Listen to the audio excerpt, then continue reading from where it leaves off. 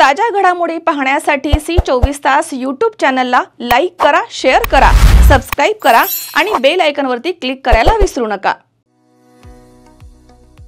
Dhanvantari multi speciality hospital उपलब्ध सुविधा medicine विभाग 15 बेड्सचे सुसज्ज ICU ECG 2D echo PFT अस्थिरोग विभाग ॲक्सिडेंट कृत्रिम सांधेरोपण दुर्बिणीद्वारे शस्त्रक्रिया मणके विकार आणि शस्त्रक्रिया सुपर स्पेशालिटी विभाग plastic surgery cancer surgery neuro surgery paediatric surgery surgery विभाग दुर्बिणीद्वारे तपासणी आणि शस्त्रक्रिया Dhanvantari multi speciality hospital Tajne मळा नवीन नगर रोड संगमनेर जिल्हा अहमदनगर।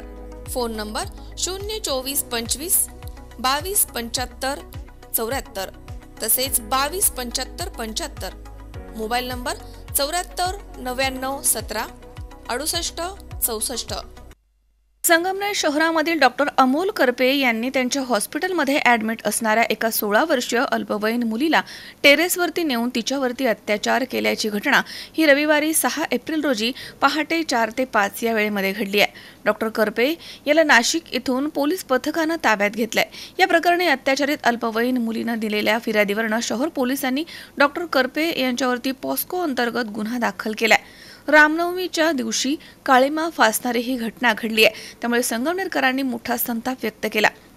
संगमनेर येथील कॉलेजला 4 एप्रिल रोजी येत असताना या 16 वर्षीय अल्पवयीन मुलीला श्वास घेण्यास त्रास होत होता, त्यामुळे तिनं तिच्या मैत्रिणीला सांगितलं आणि त्या मैत्रिणीनं त्यांच्या वर्गशिक्षक यांना फोन केला असता वर्गशिक्षक यांनी डॉक्टर अमोल करपे यांच्या हॉस्पिटलमध्ये जाण्यास सांगितलं। त्यानंतर तिला ॲडमिट करण्यात आलं।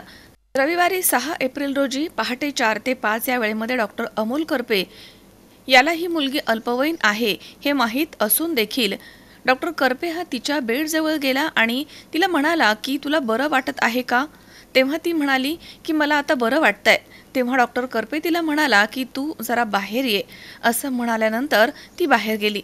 नंतर ते तिला टेरेसवरती घेऊन गेले आणि त्यानंतर त्यानं तिचा विनयभंग केलाय, तसेच जीवे मारण्याची धमकी देखील दिली आहे। या प्रकरणी अत्याचारित अल्पवयीन मुलीनं दिलेल्या फिर्यादीवरून शहर पोलिसांनी डॉक्टर अमोल करपे यांच्यावरती पॉस्को अंतर्गत गुन्हा दाखल केलाय। पुढील तपास पोलीस निरीक्षक रवींद्र देशमुख यांच्या मार्गदर्शनाखाली पोलीस उपनिरीक्षक परनाहाज पटेल या करत आहेत। तर या घटनेनंतर संतप्त नागरिकांनी हॉस्पिटलच्या बाहेर मोठी गर्दी केली होती, परंतु पोलिसांचा मोठा बंदोबस्त असल्यानं कोणतीही घटना या ठिकाणी घडली नाहीये। 24 C24 संगमनेर।